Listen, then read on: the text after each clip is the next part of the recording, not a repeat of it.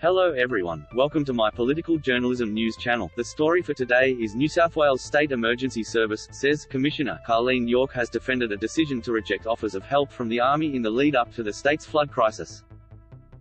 The state government has announced a $25 million mental health support program for people left traumatized by the natural disaster, as new media reports spark fresh scrutiny over the emergency response.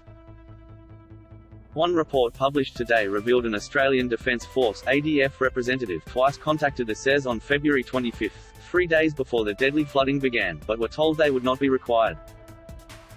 It also came to light that a number of private helicopter operators, which are contracted to be on standby for disasters, were either not called in or sent to other parts of the state while floodwaters submerged Lismore. Ms. York said the SES had carefully positioned resources around New South Wales in the days before the natural disaster, based on planning and advice from the Bureau of Meteorology. She said when the ADF got in touch on February 25, flooding in the Northern Rivers region was predicted to be at minor to moderate levels.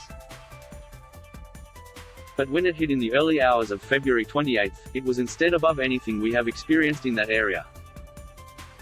With extreme weather warnings across the state, Ms. York said the SES were also anxious about the south coast, explaining why a private helicopter capable of rescues was sent to Coomera and not Lismore.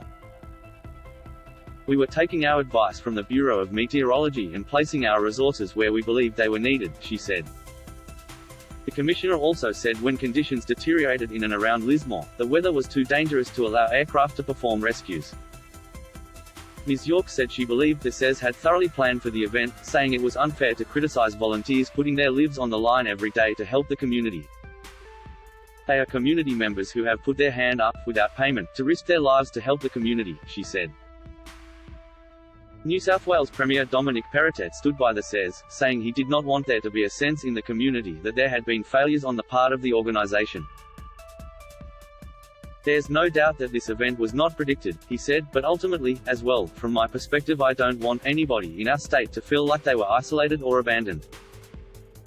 Mr. Perrottet has promised a thorough review of the preparation for and response to the event, which claimed at least 5 lives.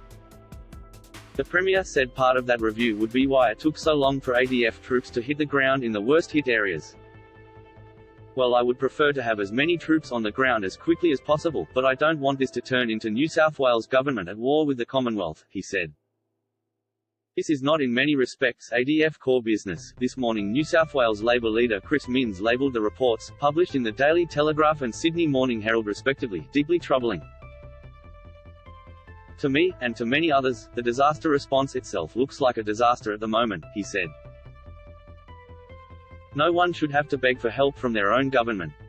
It should be supplied as part of the emergency response. That is all for today news. Thank you for watching to my channel. Please be sure to leave your comment and subscribe below for more news update.